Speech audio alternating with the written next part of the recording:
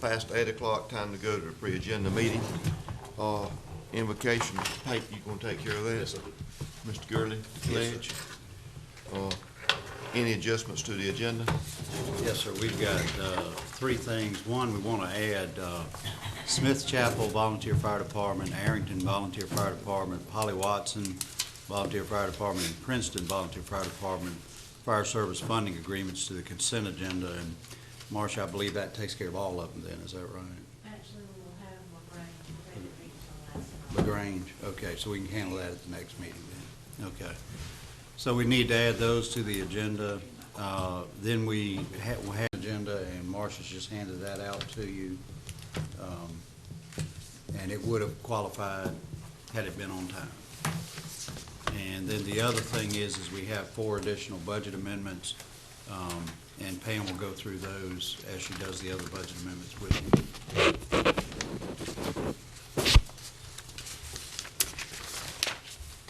Can we have approval of the minutes?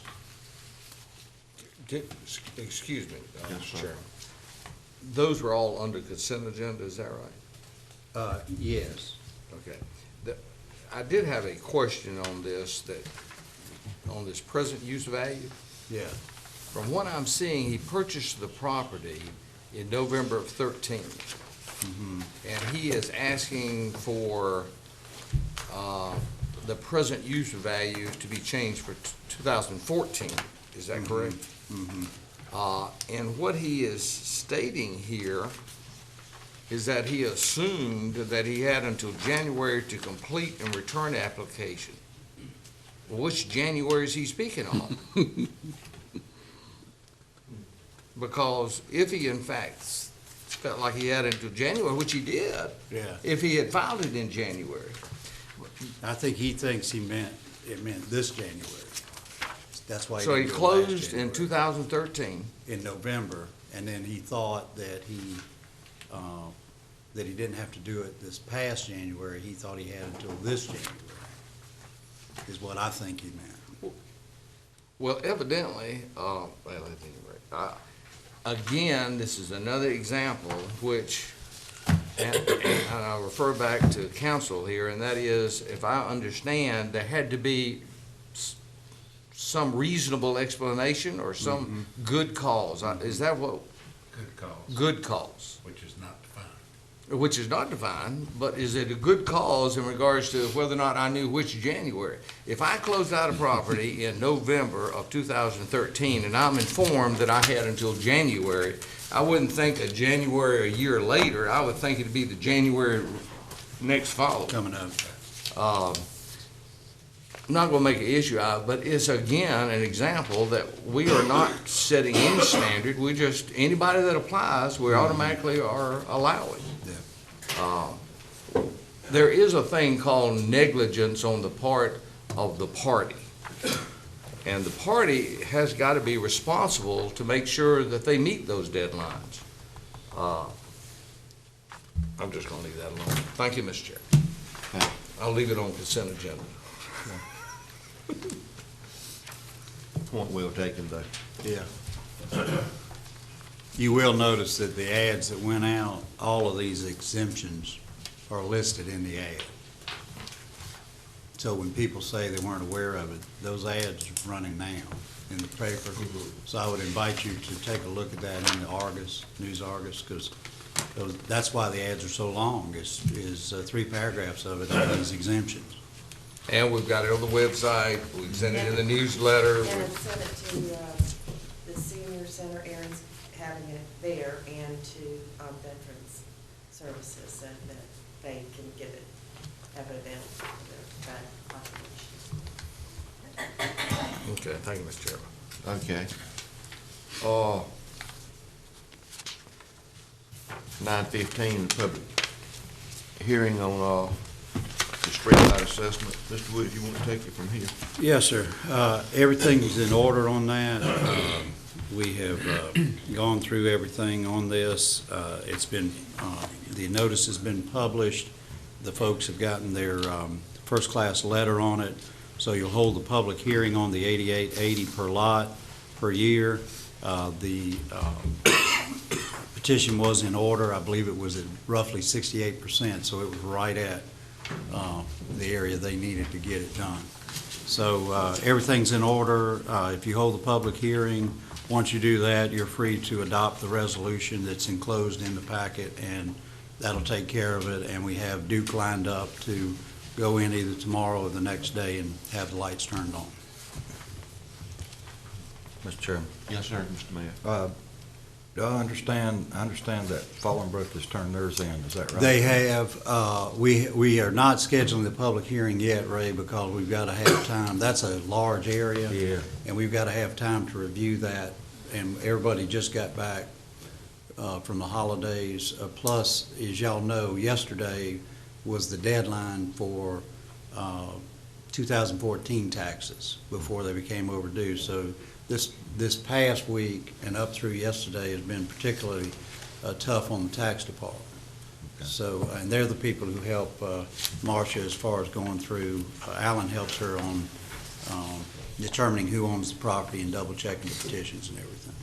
So we should have that one ready to where at the January 16 meeting, January 20th meeting, we can call for a public hearing first meeting in February and take care of that one at that point. Okay. There was a question come up yesterday on one of the lights in Fallonbrook, and I want to get together. Yeah, you and I need to get together on After- that, because we also had the issue of the 4 poles you and I talked about, and I'm have Connie looking into that as well. Right, and also the two lights that are not installed yet. That's right. But there's another question that's come up yesterday. All right. So I'll get together with you on that. Okay, that'll be good. Yeah, we need to get all of that ironed out.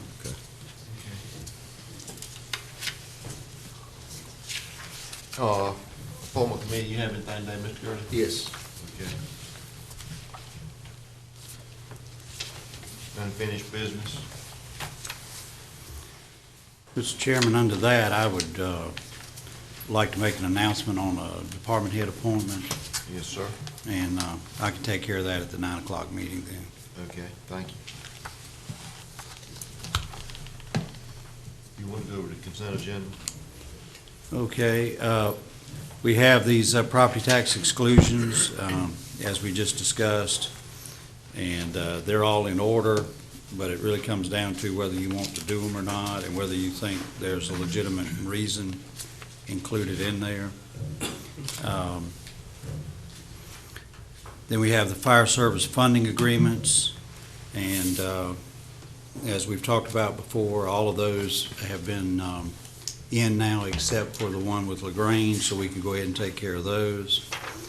Then you have a request for changing 4 court bailiff positions from part-time to full-time, and the sheriff will be here to discuss that with you. And then we have a health department fee schedule, and we need to amend that as well.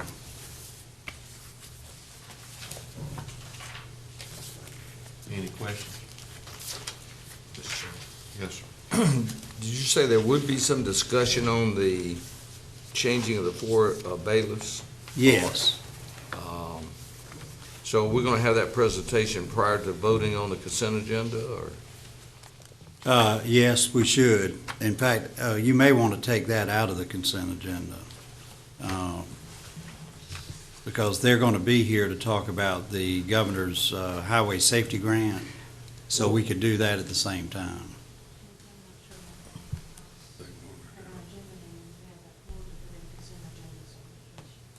Oh, Well, and we did. Oh, okay. Because there's no controversy there. okay, well, Doing it. I'm fine with it, And he's going to make a presentation. on the highway safety. So he's not going to have any discussion on the bailiffs. Well, that's fine.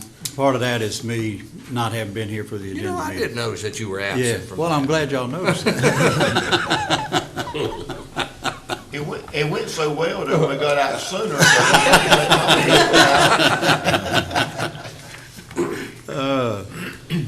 Mr. Chairman, Yes, and sir. I do have a question on that too. Did y'all have a comparison in the agenda meeting as the cost here? What it is, they're having a real hard time of finding part-time bailiffs. Yeah, I'd read that part, but I just. didn't know. And so therefore, if they're going to have it, they're gonna have to have those as full-time. And they're gonna use those full-time positions as trainees, as stepping stones. They're gonna bring them in on that, and then elevate them later to open positions for patrol. Okay. So it was a combination thing. Yeah. And I think the cost was something like $30-some-odd thousand, and he's gonna accommodate within his budget. And I think it's a reasonable request, and I like the way he's doing the entry-level thing, because that way, it gives us an opportunity to check these people out too and see if they're doing a good job, their work ethic and that sort of thing. So we just leave it on a consent agenda? Yes, sir. Okay. Yes, sir. All right. New business? We have Wings Over Wayne. They're going to do a presentation for you. Of course, this is the air show with the Thunderbirds that we're all excited about doing. I believe that's in May. So this committee wants to come and make that presentation to you. Mr. Chairman, I have a question on that. The last time that we had the Wings Over Wayne, they asked for funds from the city and the county. Are they doing that this time? Yes, sir. Yeah, Do you know how much they are asking? I think it's around 15,000. In the previous shows, they had, well, I'm not gonna say they had asked for, but they had been given 25. Right. But they didn't spend it all. So this year, we're thinking that they're gonna probably ask for about what they had been spending. It'd be nice to know that, though, way ahead of time. Yeah, that's why I asked now. You'd hate for them to come up here and ask for 50. I think No, Bill, no, no. Bill and I was in the meeting, we Yeah, talked we about were. it a little bit. It could be a little different arrangement this year, apparently. And I think that's what maybe the presentation. I think they were gonna set up some tents for, commissioners. VIP. Kind of renting it, that way we could have, market what we do as commissioners of the county, that kind of thing. And, as a donation, and I think they're gonna do that in the city too, and some other organizations as well. I think private industry, didn't they say? Yes. They're also gonna do the same thing. And Tommy just confirmed the 15,000 is what they're talking about. Okay.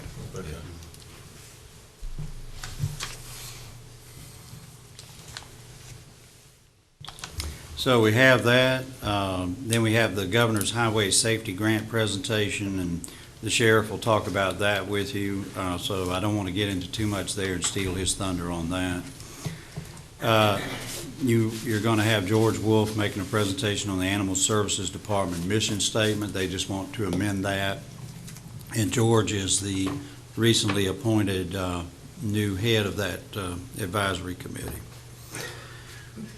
2015 North Carolina Association of County Commissioners Federal Legislative Agenda. If you remember at the last two meetings, I've mentioned that just like they're doing it for the state legislative goals, this is if you have anything you want the federal government to look at. So if y'all have got anything there, then we need to turn that in, and that deadline is approaching. So I view this more as a discussion of anything that y'all may want to add on that. Do we need to have any resolution or anything available to vote on today? I think you could just do it by motion. The other thing you could do is just have a little discussion today, and we're going to meet on the retreat on Thursday, and that is a meeting of the board. So if you wanted to, we could delay any action on it until then, and then you could have a further discussion at that point. And we could vote on it at that time? Yeah. Because I think we need to do something pretty. Yeah, we rapid. need to, 16th. the 16th, but that would give us still plenty of time, because that's the 8th. So if you wanted to do something, we could vote on it Thursday, and that'll give you a little more time to discuss it. Okay. Page 1 and 2 in your agenda is the resolution that you previously adopted concerning Interstate 795. Yeah, that was the only thing that I could think of that we wanted to bring up was I-795. Did it? But it's in the agenda package. Page 1 and 2. 102? Thank you. Signed by Ricky Moy.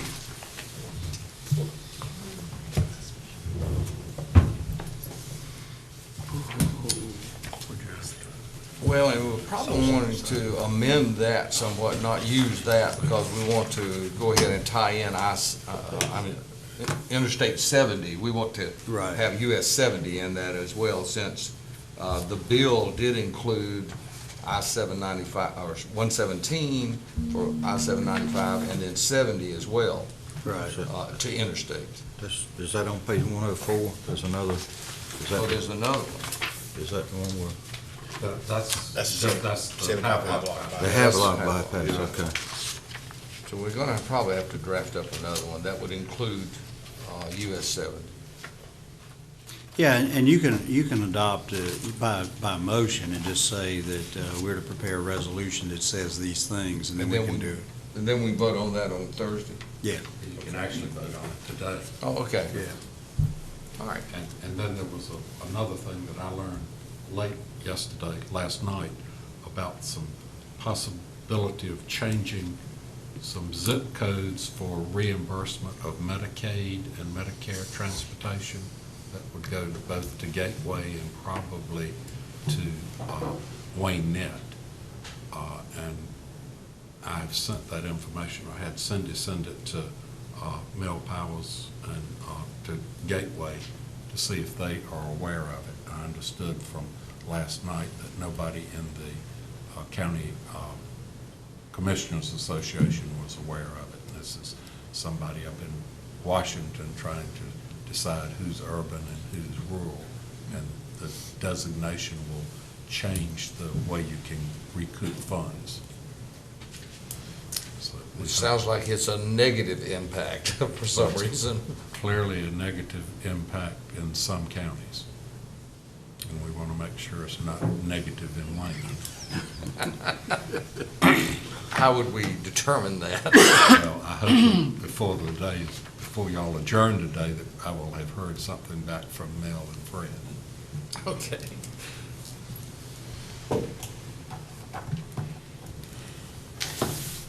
Okay, the next thing is the motion to request North Carolina Department of Transportation fund the proposed US 70 Havelock bypass. And of course, you know, we're in the US 70 Corridor Commission, and they have endorsed this. And of course, Havelock is asking for support from all of the agencies and counties and cities along that route to help their cause on that. So we felt you'd want to honor that request. Number 6 is budget amendments. Pam, y'all want to go over them now, or you want to do them in the meeting? In the meeting? Okay. Then we have public comments. We will need to have a closed session, and you may want to look at doing that when we finish going over the agenda and try to knock that one out. And then the only other thing is we want to have a work session. Didn't intend that we would resolve the issue today, but kind of like we did on the solar farm, is go ahead and start a discussion of it, go through the points. Connie has included what the information you requested, which is what do we currently have, what is the state highway requirements, and then took it back through the planning board to see, you know, what they would recommend as far as changes. So you have all three of those in that chart so that you can compare and contrast on that. And so that should be the starting point. I think Commissioner Pate had also asked that we have information on the zoning around those intersections, Right. and Connie will have that as well. Okay, So great. that, because it's critical as it's written, you know, it says that we allow certain things in certain zoning districts. And so Bill wanted to make sure that as we're discussing it, we know what the zoning districts are on those interchanges, or proposed interchanges. So, did I cover that? That's all right? exactly right, thank you. Okay. And that's the agenda, Mr. Chairman. Okay, anyone else have any additions to the agenda? Or comments? If none, do I have a motion to go in closed session? So move. That's to discuss the terms of a possible contract for acquisition of real property and to consult with an attorney to preserve the attorney-client privilege. Okay. Go into closed session.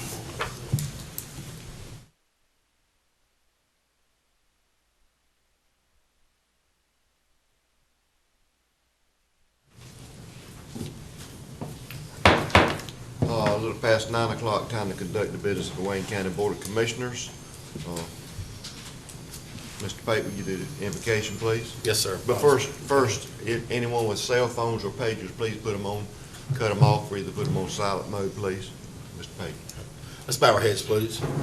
Dear Heavenly Father, as we meet here today to do the work of Wayne County, please let us be fair-minded so that our decisions that we make both protect and promote the assets of our great county. Let us work together to market these assets so that we might continue to grow and prosper to help lift all citizens to a better life. And protect all of our citizens, our employees, and all those first responders who risk their lives daily for us. In the name of the Son we pray. Amen. Mr. Gurley. Please join me, please read. Pledge allegiance To the flag of the United States of America and to the republic for which it stands, one nation, under God, indivisible, with liberty and justice for all. Thank you, Mr. Pate. Mr. Gurley? Any adjustments to the agenda, Mr. Wood? Yes, sir. As we mentioned at the 8 o'clock briefing, we have 4 additional fire department, fire service funding agreements to add to the consent agenda. They're Smith Chapel, Arrington, Polly Watson, and Princeton. And so that's all of them except the agreement with LaGrange, which they met on last night, so we'll have that to you at the next meeting. We also need to add the one application for present use value from Triangle East Timber, Inc., which Marcia gave you the background material on that. And then Pam Holt has 4 additional budget amendments for you, and she'll be going over those along with the rest of the budget amendments at that point. Anyone else have any adjustments to the agenda? If not, we'll move on. Approval of the minutes for December 1st, 2014, and Motion to- December 16, 2014. Motion to approve. I have a motion on the floor. We approve the minutes of those 2 meetings. Any discussion? And Mr. Chairman, Mr. Mayor. I'd like to, on the December 16th minutes, I'd like to add, in reference to the committee assignments by the chairman, that I asked for a meeting with Chairman Aycock concerning the committee assignments, and that the chairman agreed to that meeting. You got that, Marshall?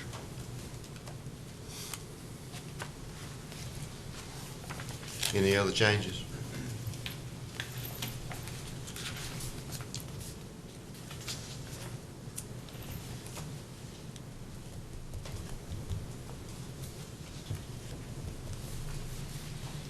If no other changes, do I have a motion on the floor that we accept the minutes of the December 1st and December 16th meeting? No other discussion. All in favor show sign of right hand. Motion carries.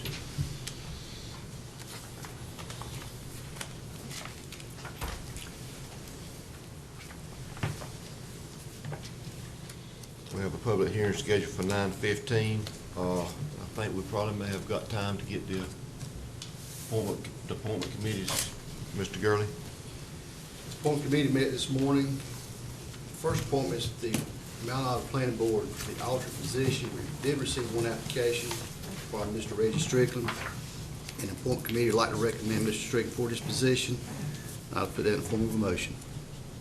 I have a motion on the floor from Mr. Gurley. Any discussion?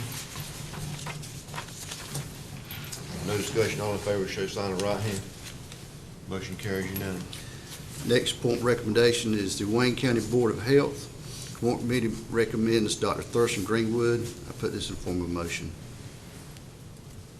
I have a motion on the floor. Any discussion? No discussion. All in favor show sign of right hand. Motion carries. Next appointment is the Wayne Health Corporation Board of Directors. Appointment committee met, recommends reappointment of Daniel Bowen and James Jim Parker. Put this in form of a motion. I have a motion on the floor. Any discussion?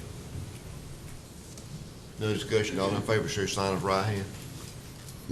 Motion carries. And I'd like to mention also that we've had a request from the Eastern Carolina Council for a business owner or business partner to serve on the Eastern Carolina Council General Membership Board. So we'll take recommendations for that position as well. And then make an announcement on the upcoming appointments for consideration that will be in the next 6-7 months. And they are the Latino Council, the Juvenile Crime Prevention Council, the Community Child Fatality Prevention Team, the Commissioners Council for Older Adults,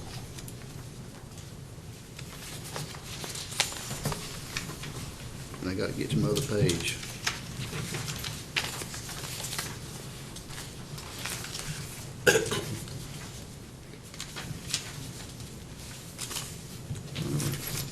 Okay. The Wayne County Nursing Home Community Advisory Committee, the Wayne County Agriculture Advisory Board, Wayne County Veteran Service Advisory Committee, Eastern Carolina Regional Aging Advisory Committee, Eastern Carolina Regional Housing Authority, Eastern Carolina Workforce Development Board, Goldsboro Wayne Transportation Authority, Wayne Community College Board of Trustees, Wayne County ABC Board, Wayne County Adult Care Home Community Advisory Committee, Wayne County Industrial Facilities and Pollution Control Financing Authority, Wayne County Jury Commission, Wayne County Public Library Board of Advisors. And that wraps it up for us, Mr. Chairman. Thank you, Mr. Gurley.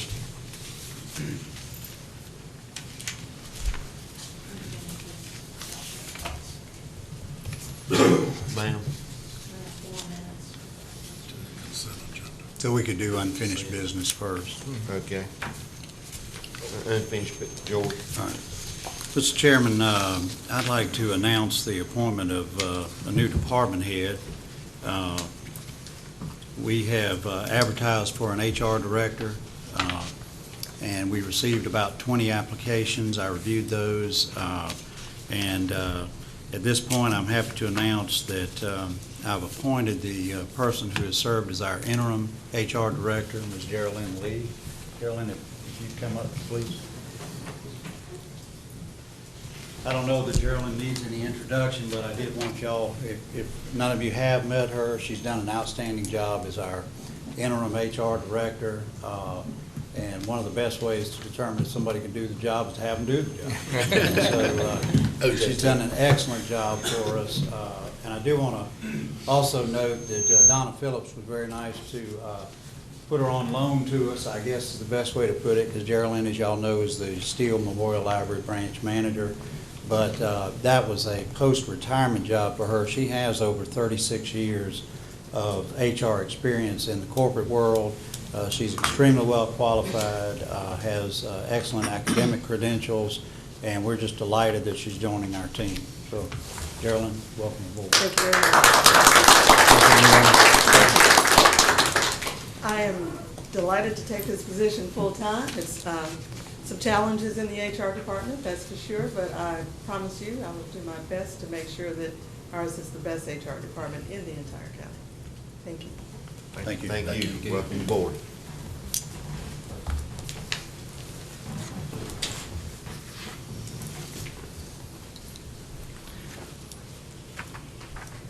Are we close enough? We can. Yeah, let's do consent agenda. Okay. Mr. Chairman, I move that we adopt the consent agenda. I have a motion on the floor that we adopt the consent agenda. Any discussion? If no discussion, all in favor show sign of right hand. Motion carries.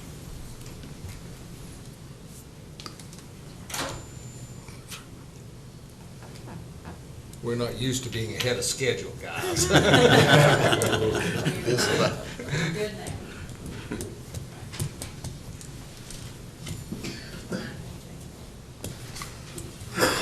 Well, we got 1 minute? Yes, sir, we're good now. We're good? Okay. 9:15, we have a public hearing on levying an assessment of $88.80 per lot per year for the property owners Streetlight District Number 1 Buck Run for the installation and servicing of street lights on all streets. Mr. Wood, if you would. Yes, sir. We received this is the second petition requesting the streetlights be turned back on from the areas that were de-annexed from Goldsboro. This one's for Buck Run subdivision. The petition has been certified by the assistant clerk to the board that it meets the statutory requirement of at least 67% of the property owners signing the petition. The public hearing's been properly advertised. The preliminary assessment roll has been posted in the clerk's office, and all the property owners have been mailed the first-class postage notice of this public hearing. Once you conduct this public hearing, you're free to vote on the enclosed resolution, which affirms the final assessment roll, which, as the chairman said, is $88.80 per lot per year. And that constitutes the levying of the taxes for this district. We've been in contact with Duke Energy Progress officials. They've sent us the necessary contract for execution. That's been reviewed by Mr. Burns in my absence. And so we're ready to turn the lights back on should you vote to do so. And that should take place shortly after you vote on the resolution. Thank you, Mr. Wood. Public hearing is now open for the assessment of the street lights in District Number 1, Buck Run. Does anyone have any comments they would like to make at this time?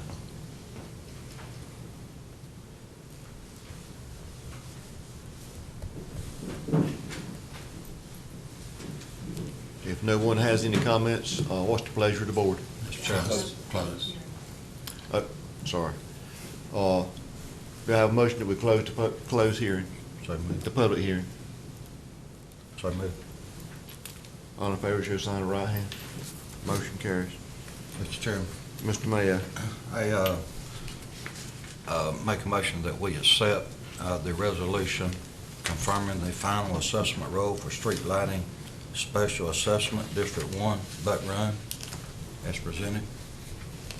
I have a motion on the floor from Mr. Mayo that we accept the proposal for the assessment of Buck Run, District Number 1. Any discussion? No discussion. All in favor, show sign of right hand. Motion carries.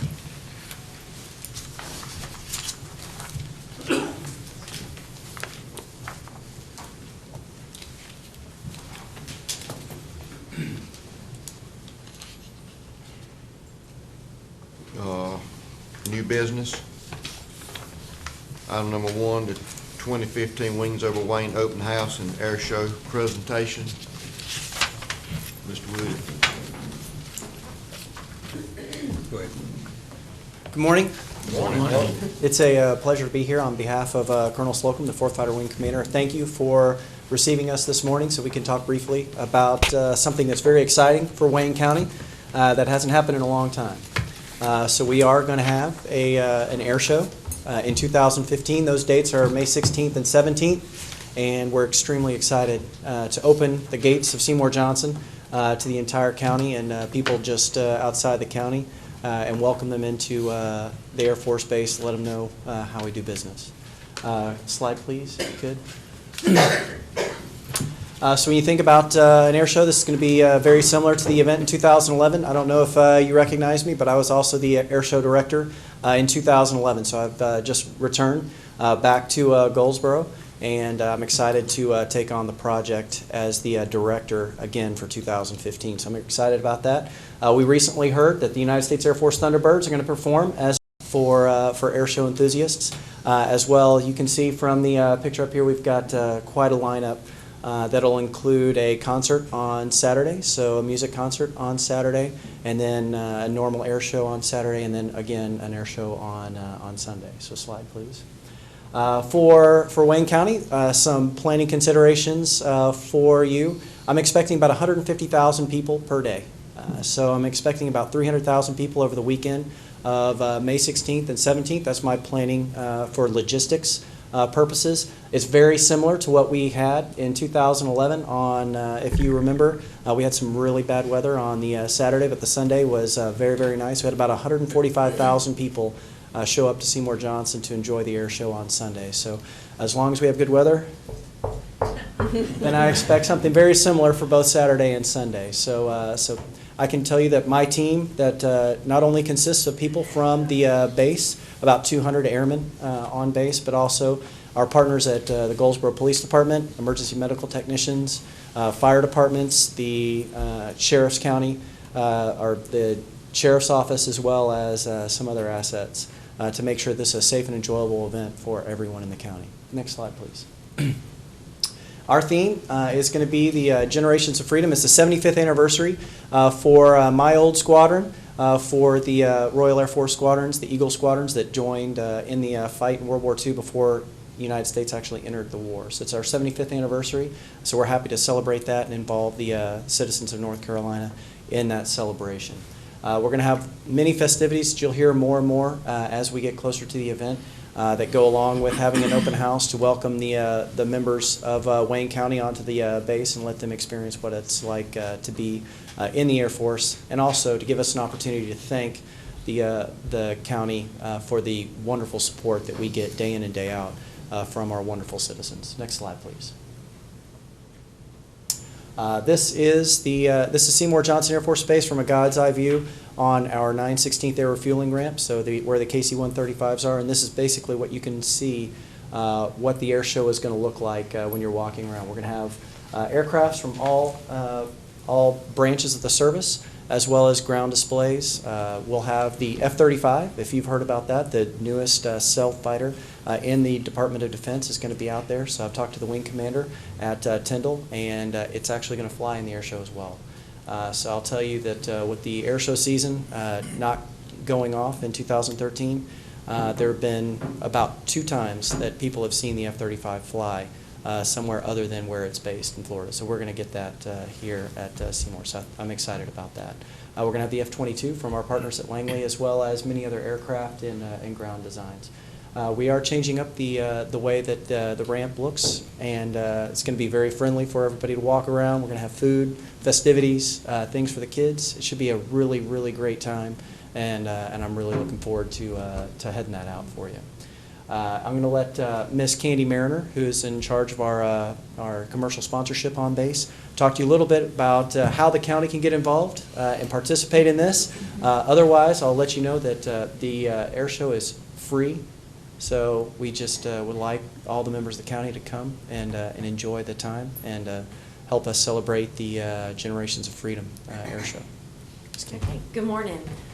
In 2011, the county did come on board through the commercial sponsorship program and did a $15,000 sponsorship and that allows you to be at the event. So the county would have a tent. And if you remember, you were at the front when people walk in, and you can actually promote the county or answer questions, shake hands, just thank people for being a part of it. And in addition to that, this year, we would like to offer you in that $15,000 proposal on the front line. I'm going to come point just so you can see.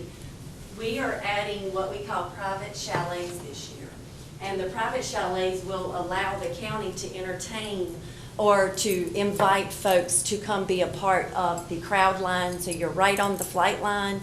You're going to have covered seating, so there will be shaded seating. Along with the county, we have several businesses that are actually very interested in this opportunity. Catering will be available. That is something you would do in addition to coming on board with me. The sponsorship will allow you, if the county said, hey, I would like to sponsor this civilian act.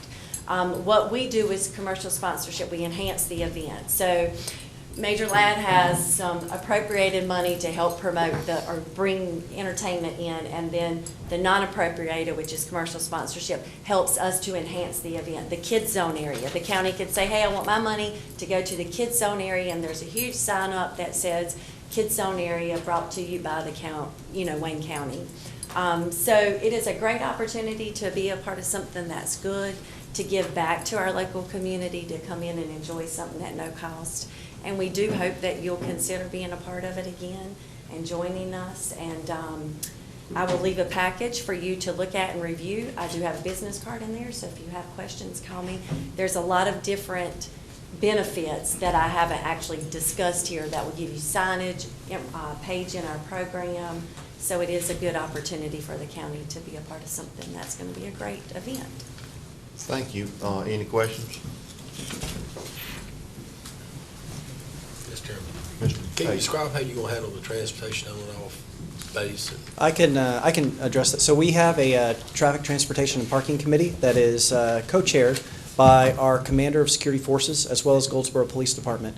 And we learned a lot of valuable lessons about streetlight timing, about changing the directions of streets and identifying choke points, as well as where the appropriate places are to park on base. We're sensitive to the fact that that not everybody can walk a mile to get to the ramp.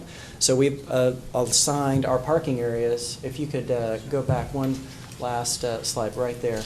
We've assigned our parking areas with buses. So we're going to have bus transportation to get from the parking areas to the actual ramp to make it easier for people to get to and from those areas. And one thing that we noticed in about the first 30 minutes of the gates opening, we overwhelmed our handicap parking areas. So I tripled the amount of handicap parking areas, and you can see those areas are blue, right next to the ramp, so that those areas are served by pavement, number one, so wheelchairs and walkers are a little bit easier to traverse in those areas, and right close to the event. So we are going to use a helicopter, just like we did last year, to look at the different inflows of traffic from different ways, and then adjust our directions of street and timing of the traffic lights appropriately to make that happen.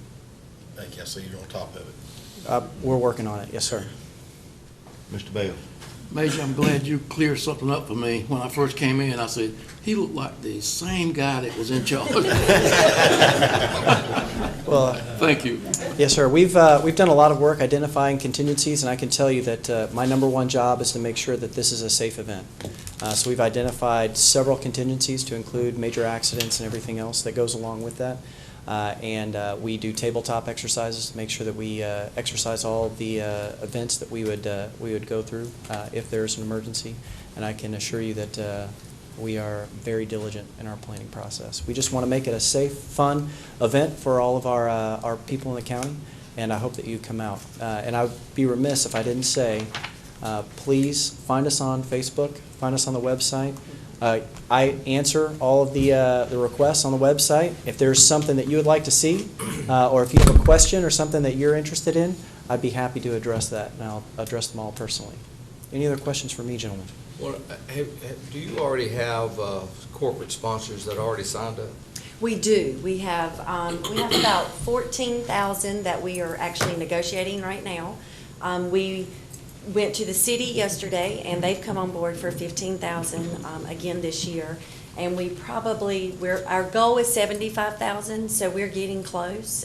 If we can get that, we can give our lad everything that he wants from the civilian performers and our kids zone. But yes, sir, we mailed out 812 packages.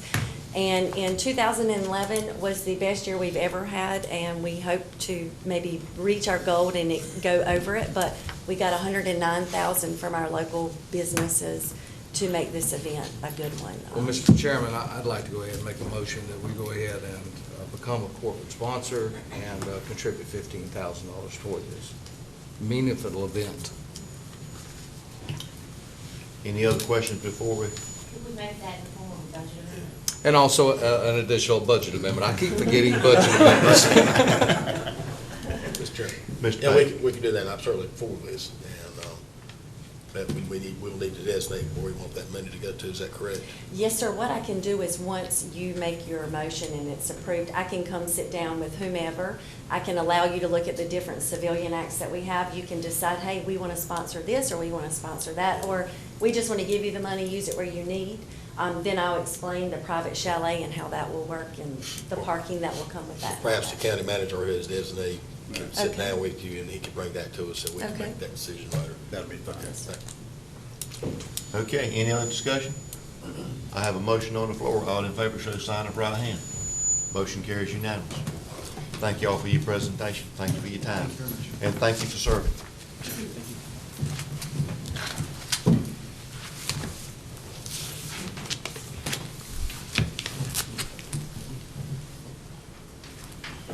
Item number 2 under new business, North Carolina Governor's Highway Safety Grant presentation.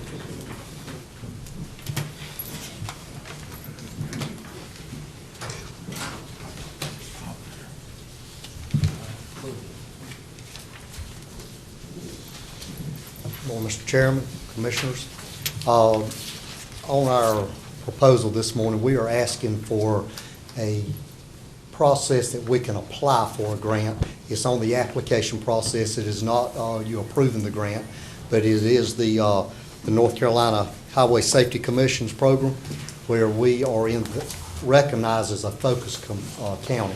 We are in the top 25 of the counties that have the most fatalities and the most crashes of the 100 counties. So it's not something we're proud of to have that designation, but we want to improve on that. And that is something that we're looking forward to hopefully applying for. This grant was actually approved as an application process in 2013 by you, but I was appointed as sheriff in 2014, and it was in the interim time that this program would have to be put forth, and we decided not to carry it forth at that time. It was just too many complications involved. So we're coming back to you at this time and asking you, would you reconsider the application process? And I'm going to turn it over to Sergeant Hill and Captain Mazingo at this time, and you can ask those gentlemen any questions, and they have a short PowerPoint presentation for you. Thank you. Good morning. Good morning. As you can see, Wayne County ranks 9th in the state for traffic collisions. We're in the 25 focus counties for alcohol-related crashes and unrestrained driving fatalities. The city of Goldsboro is the 5th deadliest city in North Carolina when it comes to traffic fatalities. As you can see there's some stats on the traffic fatalities, which includes alcohol-related fatalities. In 2013, there were 6 crashes and 7 fatalities in Wayne County that were alcohol-related. Next slide, please. Goldsboro also statistics from 2013 on the crash statistics, where it shows that they were the 5th deadliest city in North Carolina. These are the statistics from 2013 showing we went up 1 from 8th to 9th from 2012 to 2013, but still in the top 25 of traffic fatalities.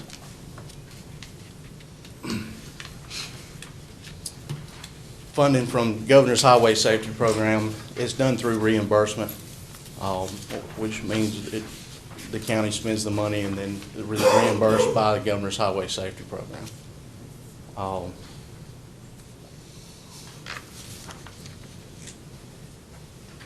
It is a 5-year program. The first year being seed money, which is funded 100%, and then slowly reduced until the 5th year, which is funded completely by the county. This is a breakdown of the monies that are funded for the 5 years, and this would be per deputy on the task force. The first year being a little higher because of equipment that would have to be bought for the task force.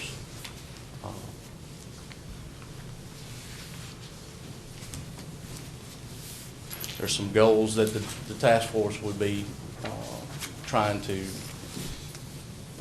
achieve. The main thing is to reduce the impaired driving crashes and fatalities, increase the use of seat belts. As of right now, Wayne County, there are no statistics on seat belt use in Wayne County because the study has never been done. That would be something that we would try to achieve. Decrease the percentage of unrestrained motorists and their fatalities and traffic crashes. And then obviously successfully prosecute impaired drivers and in the court system. And then reduce the economical impact and burden caused by motor vehicle collisions.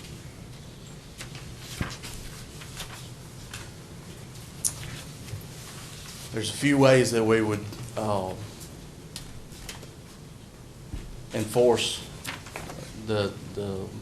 these goals, aggressively enforcing impaired driving violations, by using checkpoints, saturation patrols, wolf packs, training officers in detection of impaired driving, and concentrating enforcement efforts where they're needed most, the major corridors within the county where we're finding the most impaired drivers.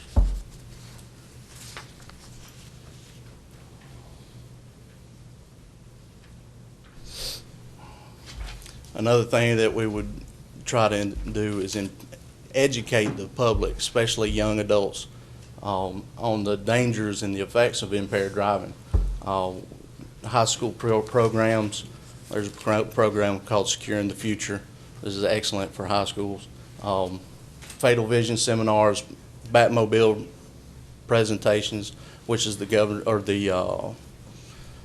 FTA's mobile intoximeter unit, and then Safe Kids and outreach to community for other programs.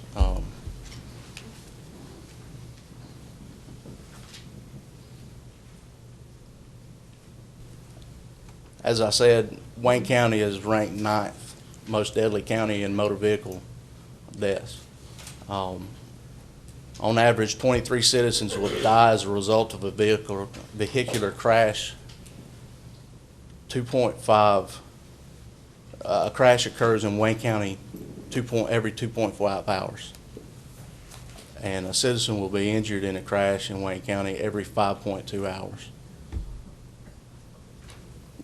That means a citizen will die in a crash every 410.6 hours in Wayne County, which is one in every 17 days.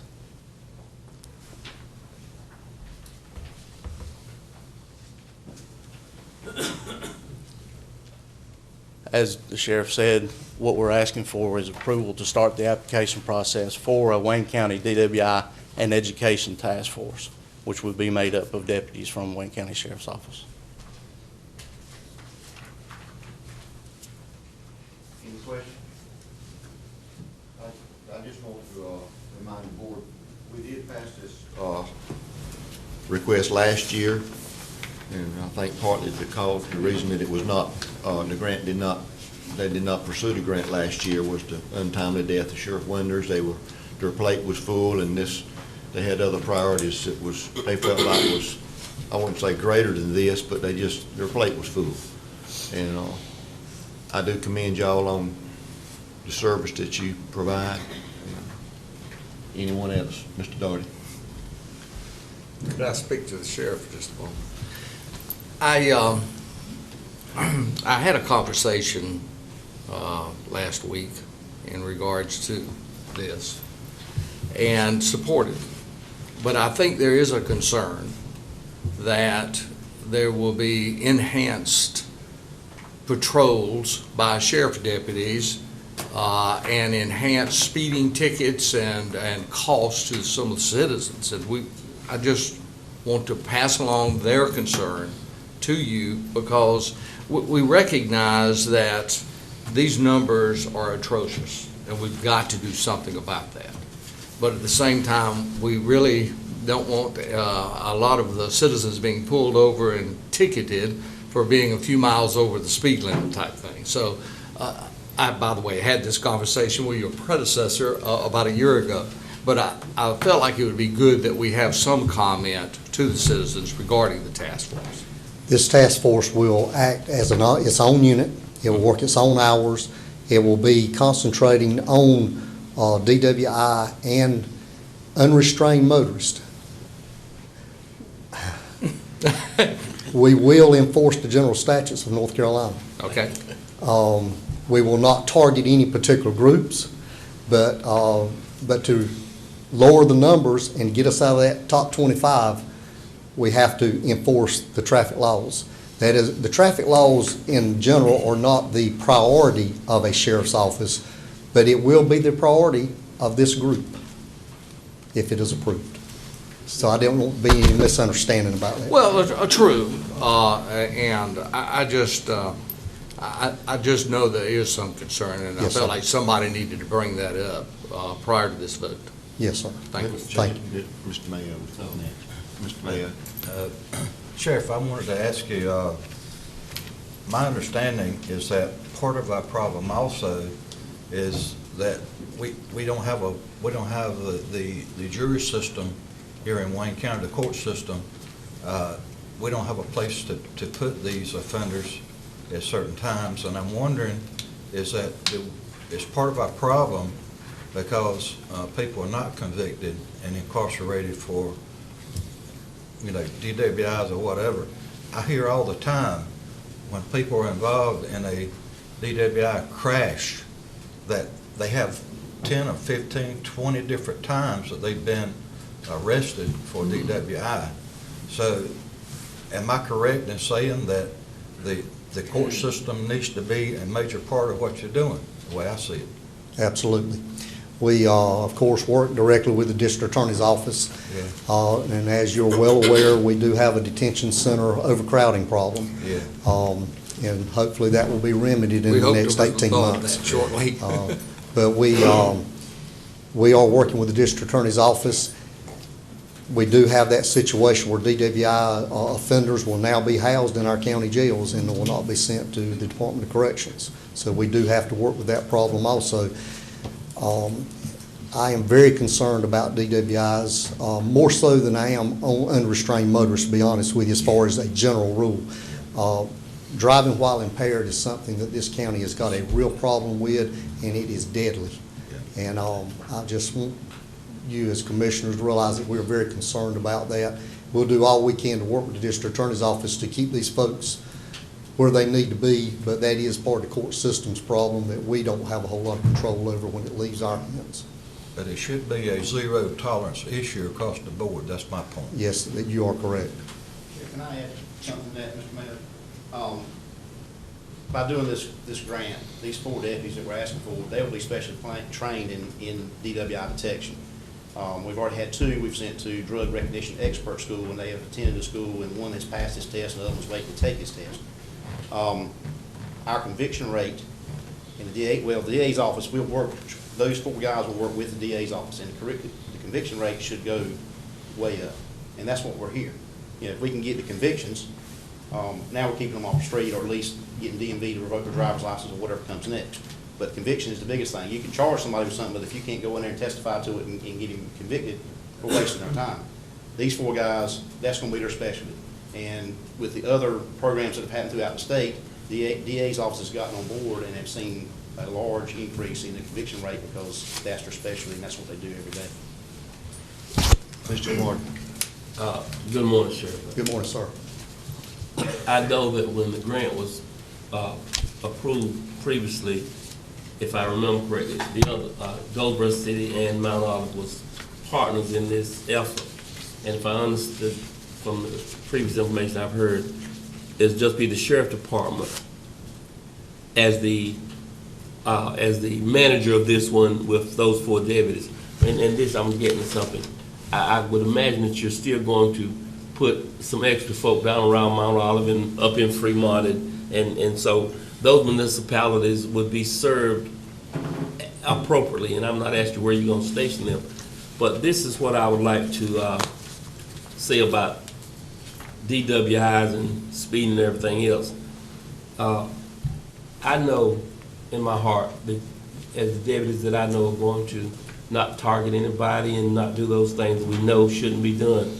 I appreciate the fact that your department is working to look at all avenues of how good police work is done. But I would not want you to waver in getting DWIs off the street. Those situations. As a grandfather, when the vehicles in my family are not in my sight, I'm concerned that they could be involved in an accident. And I have, over time, come upon accidents that turned out to be caused because someone was heavily intoxicated and turned in front of someone. And an accident is just by definition an accident.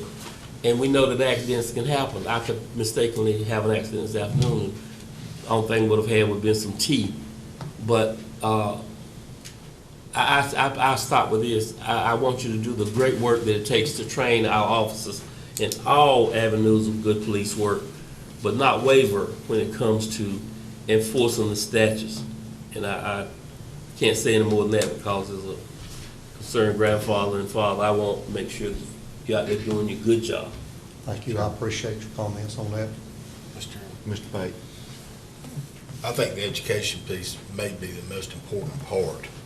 You see the commercials on TVs now of these young people who have been in accidents for drinking and driving. So if we can hit that strongly and spread those education to community outreach so everybody hears this, so everybody's got educated and warned, perhaps, that we're going to focus on this. You need to change your habits. If you're going to drink, stay off the road. Thank you. Education will be a vital part of this program. Mr. Mayor? I just happened to think of two things that I wanted to ask Sheriff. Are there any statistics that you have available, maybe I missed it in the presentation?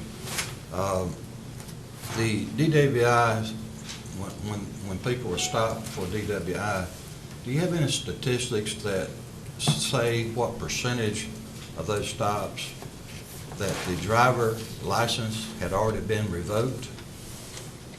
We don't have information with us, And number two is, the second thing is that are DWI offenders eligible for ankle bracelets? Yes, I think they are. I think they are. My point is this, is that if we have DWI repeat offenders that are being stopped and their license has already been revoked, what's going to, or just because their license taken away, what's going to keep them from driving anyway? Right. Well, I can answer that question for you. It just dawned on me, the question that you asked. I do have a little bit of stats for you. Yeah. Under the new state law, if you're charged with driving while impaired, and you're driving on a revoked license for driving while impaired, we now seize their vehicle. It just so happens I was moving all my 14 files over yesterday, and we seized 12 vehicles last year. So 12 of the DWIs we wrote last year were driving on a revoked license, 4 driving while impaired. Right. I don't know what that's, I don't know if that gives you the stats you wanted, but of the DWIs we wrote last year, 12 of them were driving on an already revoked license. Well, my point is that would ankle bracelets help in that situation to keep that person from even sitting down in a vehicle? Would that help us if they had ankle bracelets? Well, it would change where they're at. That's all.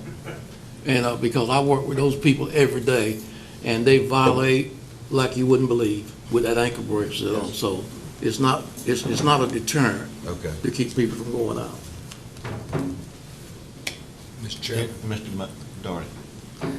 One final thing I did want to bring up for public consumption, and that is, from my understanding, currently the Highway Patrol have open positions here in Wayne County. They have not fully staffed. Is that correct? Can you give me some information on that? I know I'm not sure if they're full staff right now or not. I know they've been short for quite some time. I talked to one of the sergeants the other day, and right now they are 140 positions short in the state. Statewide, 140. 140 positions. Well, and again, I think that we all need to be concerned that on the state level, there seems to be a tendency to kind of push the charges down to the county. The grant's great, and it's needed, and we need to move forward, but the cost of this is going to have to be absorbed by Wayne County government and the citizens and the taxpayers. So if you got 150 positions that are open and you don't fill them, then somebody's got to pick that slack up, and that's going to lay at the foot of the sheriffs of North Carolina. I agree, and it concerns me greatly, not only on the enforcement side, but the detention side. That's correct. Because as you already know, it filters down, and we're already seeing the repercussions. Well, we are. We're seeing it both on the detention, because now all of a sudden we are going to have to build larger facilities to house inmates that would be housed, used to be housed by the state. Now that is going to be borne by the county. Yes, sir. And same thing over on the enforcement side as well. So I think that we needed to make sure we made that point today. Well, Oh, go ahead. Mr. Bell. Mr. Sheriff, wouldn't you agree that the most important part of this is going to be the educational part? Because if you don't educate and people still do it, then we're gonna fill the jails up to the point where we can't actually function. Absolutely. So education is gonna be a key It to is. keeping these people from driving while impaired. It is, and a parallel program to this, and I wish it was more so in the junior high and high schools than we have, is our COPE program that educates our fifth graders on this very same thing. Hopefully that at that age, they'll start carrying forward as they go into their junior high, high school, and college ages. But education is vital. Right. This gives us the monies we need to hopefully put that education out there that right now we just don't have. One last comment, and I was just thinking about that. Mr. Daugherty talking about the number that's not the numbers that the state needs. And I was just sitting here thinking about recruitment and the fact that until recently, North Carolina was rated as one of the highest states with unemployment. And I know that this is not you all's job, but since this is the public, I would just like to encourage our representatives to work with our state leadership to maybe do some recruiting at the high school level where the Marines and the Air Force and everybody else comes to get their recruits.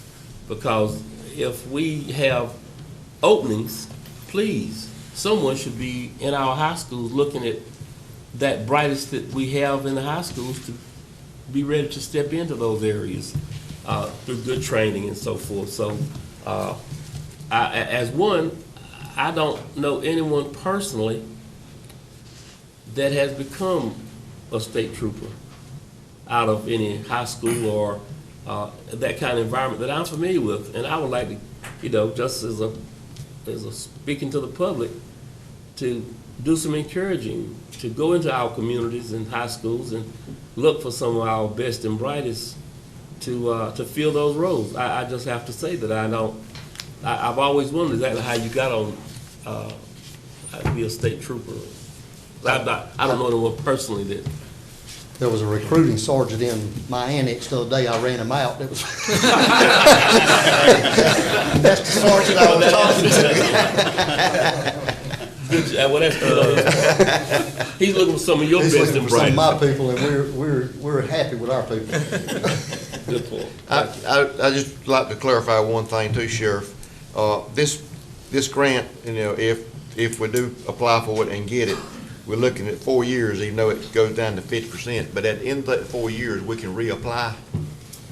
We can, Get the equipment.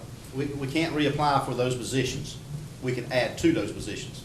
In other words, if it was such a success, but we still need to do more, we could add 2 more people, 3 more people, but you couldn't reapply to fund the first original 4 people. Okay. The county would bear that cost at that point. Throughout the grant, in year 2, year 3, if we decided that we were doing enough nighttime checking stations that we needed a light trailer, cones, signs, whatever we needed to do our job, we can add that to the next year, and they may or may not give it to us.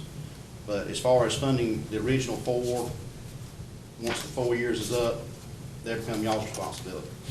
Well, I think the key to the whole thing is we've got 4 years to get our stats together. And if we've made a drastic change, it's well worth what we're spending. And if we're not making any change, we'll have to address it then. But the key is going to be is if we can drop from 9th to 20th, we're making progress. And there again, it's kind of twofold. Although these deputies' main concerns are going to be DWIs, they're also going to be out here to help in busy times. They're not just going to be riding the roads and passing by a house where something's going on. If the call's there and they're on top of it, they're still able to assist the deputies that are working on patrol. So it's not just just doing DWIs. They can help do other things also. Mr. Chairman, you may have said this, what was the timeline on the application and finding out when we'll be going to get funded? The application has to be turned in by the end of January. January 30th is the deadline for the application. We will have an answer, whether an approval, unapproved, it's unapproved, or an approval with corrections sometime in May. And then in August, September is when we will do the agreement and the resolution, And then end of September, we'll have the final approval, and October 1 will be the, when we can start spending the money. Nothing moves fast in state government. That's what I was No, sir. getting ready Mr. to Chairman. say. Mr. Camardi. I would like to put a motion on the floor to approve the opportunity for the grant to be written as you request. Have a motion? I got a Mr. question. Gurney. I'm supportive of this program, certainly, but we're talking about 4 officers of this grant for the next 5-year period. What's going to be the total cost to the county? If you could go back a couple slides.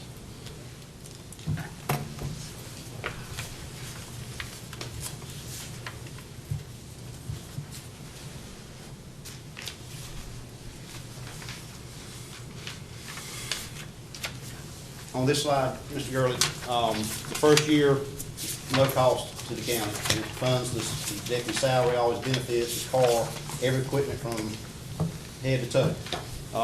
The second year, it's 85%, and of course, then it drops down 75%, 50%. So the total for the first year that the government's going, or that the state's going to throw in per deputy is $139,500. At the end of that, it'll start, the cost will be the salary of the deputy of $32,000 plus the $13,000 benefits per deputy. Of course, at that point, at 5 years in, you're going to have to start buying your per deputy at the top, and maybe we. Per deputy. Yeah, per deputy. But I just want everybody to understand this, at year 5, when we have 4 new employees at 100% salary. But I guess my request is, from now to then, to go into year 6, a quarterly performance report, probably very helpful, to see what kind of activity you're doing, see what kind of benefits we're getting out of it. That wouldn't be a problem, because we got to turn in a quarter report to the state throughout the whole program. Yeah, I think And they that's actually great. evaluate us. If we're not meeting their goals and our goals, then they can come in and discontinue the grant. So it is goal-oriented, and the goals are not, we got to say, we're going to get 50 DWIs. The goals are the educational programs, the Right. goals are the checkpoints. They're not making us set goals of writing tickets, but the goal is to do the education and the enforcement. And we have to abide by their rules and send in a quarterly report. It is quarterly, right? Or is it monthly? There's a monthly, a quarterly, and then a yearly report that has to be done and sent in to the governor's highway section. Okay, I'm good. And we do quarterly reports for you anyway on our other projects, so we can just include that right in. And so there is no misconception, we do have to take that 5th year 100%. Yes. We cannot cut it off Right. in the 4th year just because we didn't get any. We're obligated for that 5th year, or they can come back and ask for their Right. money back. So I don't see any misconceptions on that. And there's one more thing, I'm gonna do this real briefly, I know it's getting a whole lot longer than Ms. Wilson said she wanted to be, so I'm gonna speed it up for real quick. Another incentive of this program is, you may not know this, but right now, anytime we go out here and do a DWI checkpoint or a seatbelt checkpoint through the Governor's Highway Safety Program that's sanctioned by the state, the Sheriff's Department gets X amount of points for that.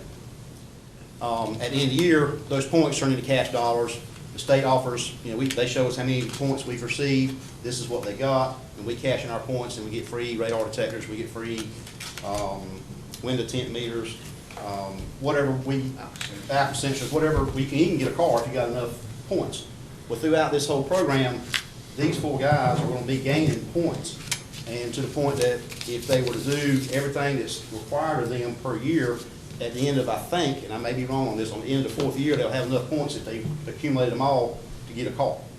So it's still generating points and bringing in more, I don't know if you want to call it free stuff, but it's bringing in stuff from the state that we cash in our points and they reimburse us for what. And I do like your point about you got more boots on the ground now to help in other areas when times are in need. I do like that. Mr. Chairman. Mr. Mayor. These deputies will be for 4 years? 5? Yes, sir. I see that this scope that we're looking at here would double in size in 5 years. And my point is that with our society, the way it is today, permissive society, in a lot of cases, parents, like young people, and students in high school or grade school, whatever, talking about education. We can teach them at school the right thing to do, but when they go home, they may get from their parents, do what I say, not what I do. And because of the society we live in today, I believe we need to do everything we can to make these numbers better for our county. Don't get me wrong. But we're gonna need double that, those 5, and we're gonna need double that in 5 years. We're gonna have to add more people. If the citizens of Wayne County want to implement these laws on the county level, it's like it's already been mentioned, the citizens of Wayne County are gonna have to foot the bill for a lot of this. So it's just an observation. I don't see this getting any smaller as far as the scope. It's gonna get bigger. Thank you, Mr. Chairman. Mr. Bailey? Mr. Sheriff, I'm hoping at the end of 5 years, you have to cut your staff to 2. That would be great. Thank you. I would hope so. Any other questions for the sheriff? If not, we have a motion on the floor. All in favor of motion to approve the highway safety grant, or for them to apply for the highway safety grant, all in favor show sign of right hand. Motion carries unanimously. Thank you. Thank you. Very good.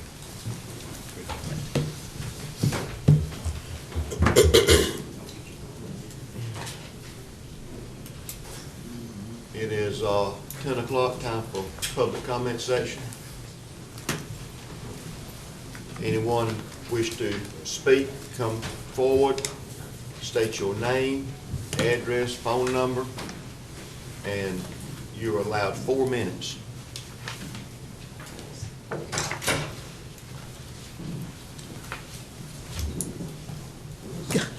Good morning. I am Sylvia Barnes. I live at 1708 Laurel Street here in the city of Goldsboro, and my phone number is 919-288-1053. And I have standing with me the first vice president of our local NAACP branch, Ms. Constance Coram. I am Constance Coram, 506 Cardinal Drive, Goldsboro, North Carolina, and the first vice president of the NAACP. To Mr. Aycock. Yes, ma'am. And the members of our board, I am Sylvia Barnes, as previously stated, and I serve as the local branch president of the Goldsboro-Wayne branch. And we are here today on behalf of the Goldsboro-Wayne branch NAACP to express our discontentment with the current state of law enforcement and community relations in North Carolina.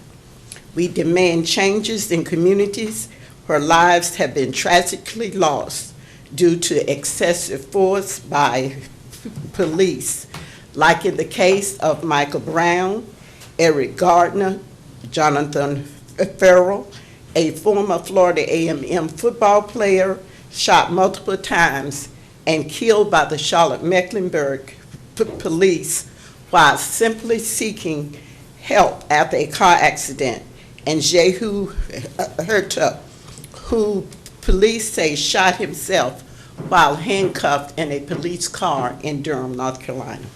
There are fundamental flaws in the unbridled authorization of our officers to use force against individuals who are not involved in the commission of a violent felony and are not posing an immediate physical threat to the officers or a third party. There is also a fundamental flaw in the absence of an independent review mechanism, which is deliberately designed to avoid effective oversight of officers' misconduct and their allegations. As to both flaws, there need to be immediate structural reforms in order that these flaws be rectified and addressed. We strongly encourage our elected officials to support the following recommendations for our local sheriff, and our police department.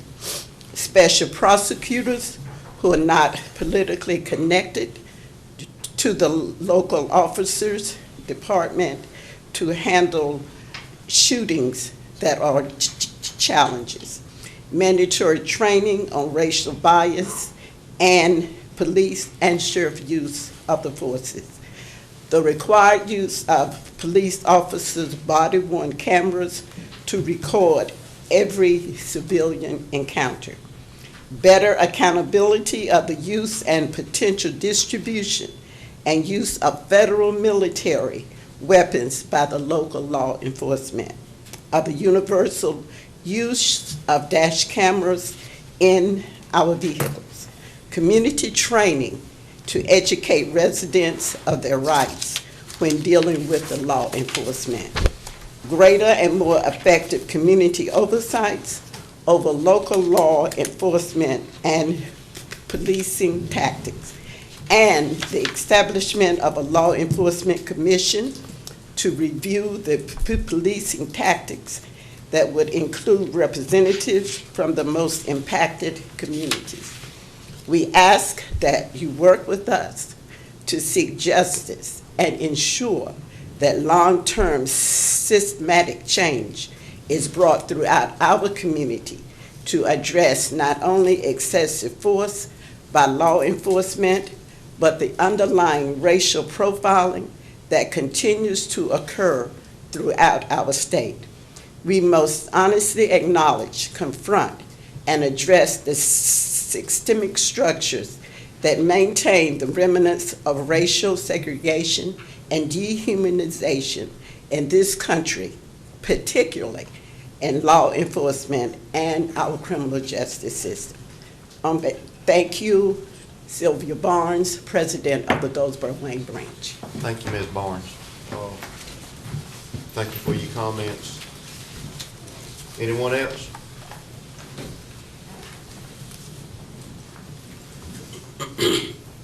Good morning and Happy New Year. I'm Shirley Edwards, 1766 Thomas Road, the county, 27534. And I'm not here to confirm or to disagree with anything that the NAACP have said. I'm simply here this morning to tell you that we, the citizens, and I serve on many boards and commissions, appreciate the cooperation you have shown us in 2014 in the work you've done with us. We're so proud of your cooperation with the new library in Mount Olive, with agencies such as Wages and helping us support us to get new grants and bring new services to the county. We are very proud of how you as a commission have worked together in 2014. And I don't just represent myself, I represent women's groups, intergenerational groups, senior citizens, and some church groups. And so we're asking you to continue with that kind of commitment in 2015. Involve us as citizens in what you do. We stand ready and want to help you. We want to serve on your vacant boards and commissions to work with you. Your agencies of the county and your municipalities are doing a good job. Your autonomous agencies, such as the Sheriff Department, my recent experience with them, they're a professional group, they are doing an outstanding job, and I am very proud of what they're doing. We are flawed as a people, and what we do is flawed. But I believe that we are on the right path, and if you keep doing what you're doing, we as the citizens will continue to applaud us. We're here to work with you. Work with us. Thank you. Thank you, ma'am. Anyone else?